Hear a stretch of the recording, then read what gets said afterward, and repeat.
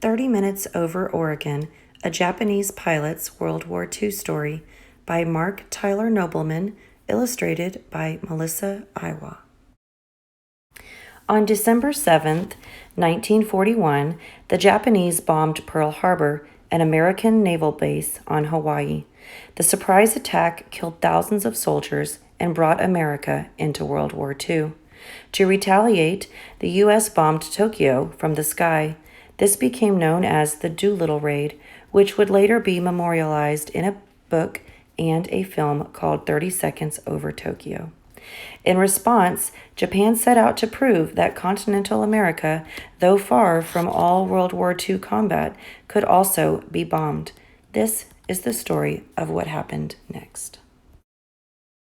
15 miles off the Oregon coast on September 9, 1942, Nobuo Fujita strode across the slippery deck of a submarine. He gripped the 400-year-old samurai sword that had been in his family for generations. "Come on," he told his navigator. "It will soon be sunup." They climbed into a small plane that was about to be launched by catapult toward the United States. As he did before every flight, Nobuo strapped the sword to his seat for luck. Crew members loaded 168-pound bombs under each wing of the plane. The Japanese hoped that the bombs would start a fire that would consume the Oregon woods, then rage into nearby towns and cities. "Do not tell anyone," Nobuo's commander had told him, "not even your wife." So instead of sharing with Ayako what Japan had entrusted him to do, Nobuo left strands of hair and fingernail clippings for her to bury if he didn't make it back. If the American military shot at him, his plane would not be fast enough to evade being hit. The catapult flung the plane off the submarine with a hard whoosh. Steering into the rising sun, Nobuo scanned the sky for American fighters but saw none. When he flew over the tiny town of Brookings, Oregon, some of the residents heard the motor. A few saw the plane puttering through the fog, but almost none suspected it was an enemy aircraft. Shortly after 6 a.m., high above the thickly wooded mountains 9 miles east of Brookings, Nobuo gave his navigator the order. "The bombs are to be dropped here." Nobuo wheeled the plane. Over his shoulder, he caught sight of a white flash below. He beelined back to the ocean, flying low enough to clip treetops. He landed on the water, and the sub crew hoisted the plane aboard with a crane. They quickly removed the wings and floats and stowed everything in a watertight hangar. Then the sub dove 250 feet. Meanwhile, the forest was burning a bit. Only one of the 2 bombs had exploded, sparking patches of fire that didn't spread. The ground was too damp from recent rain. The other bomb had buried itself on impact without a trace. 4 men from forest lookout stations spotted smoke and trudged several hours to the remote site and extinguished the flames. They figured the fire was caused by lightning, but they noticed a splintered tree and, beneath it, a small pit in a circle of scorched earth. Widening the pit into a crater, they uncovered metal fragments.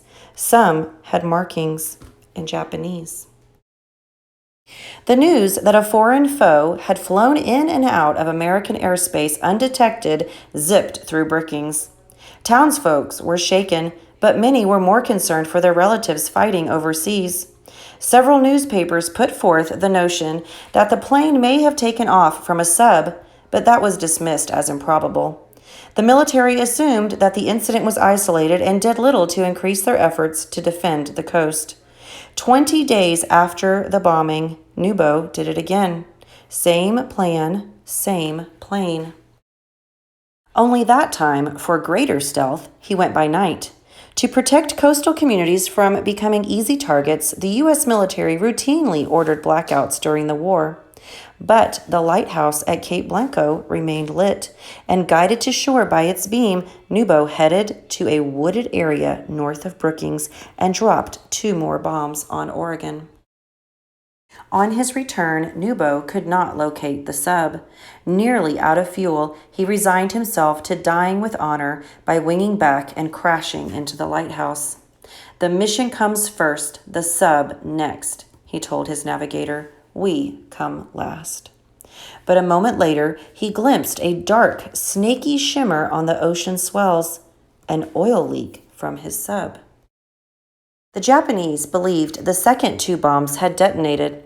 Americans scoured the woods but found no fragments and no damage. Or if they did, they kept quiet about it. Either way, Japan claimed both invasions as victories. They had caught America off guard. After years at war, Nubo returned to Japan anxious to rejoin Ayako and their young son and daughter Yoshi and Yoroko. As his ship pulled into port, into home, Nubo gazed through binoculars to mask his tears. In 1945, Japan surrendered to the United States and its allies, ending World War II. Nubo opened a hardware store and lived quietly in a Tokyo suburb. He never discussed his Oregon raids, though they were rarely out of his mind.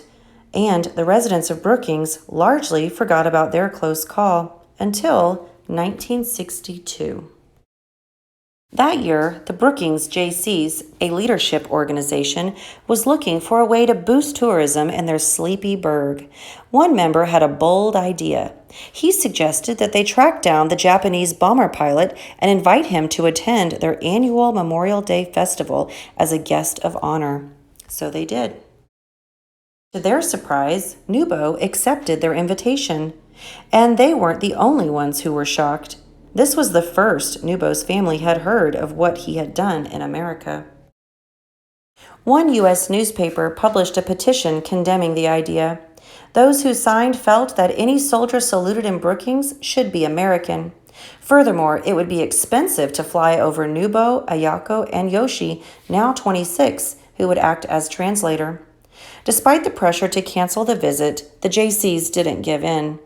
Welcoming Nubo, they announced, would be a symbol of reconciliation, not just between individuals, but between nations. Another newspaper printed a letter from a veteran who wrote, "He was doing a job, and we were doing a job." Other veterans, including the governor of Oregon and President John F. Kennedy, also praised the invitation. Protesters began to open their minds. Yet Nubo was nervous. Initially, he had feared that Americans were tricking him into coming so they could put him on trial as a war criminal. He worried that they would insult him, egg him, beat him. But he knew he had to go, no matter what. It would be impolite to refuse, he said.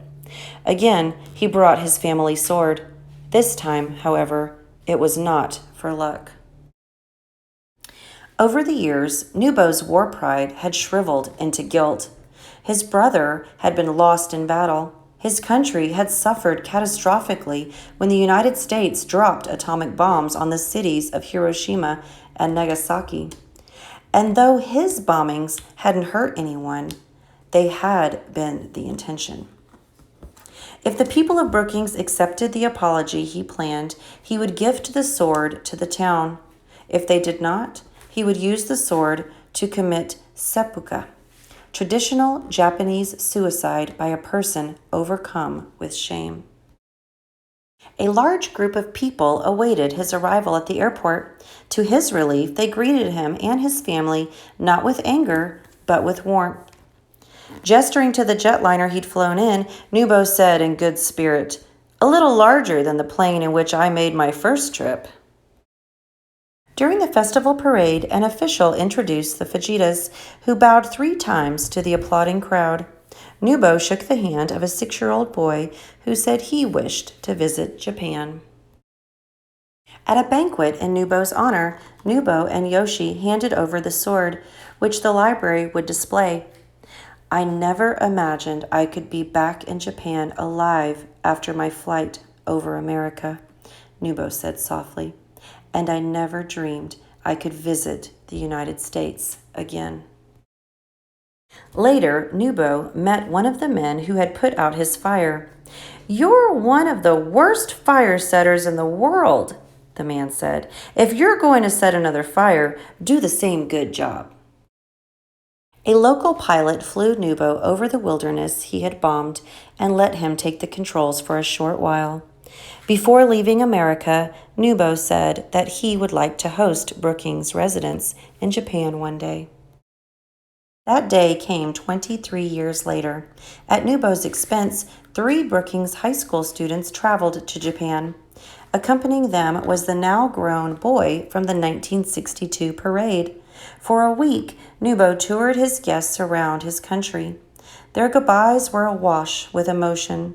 "The war is finally over for me," Nubo said. Nubo made 3 more trips back to Brookings.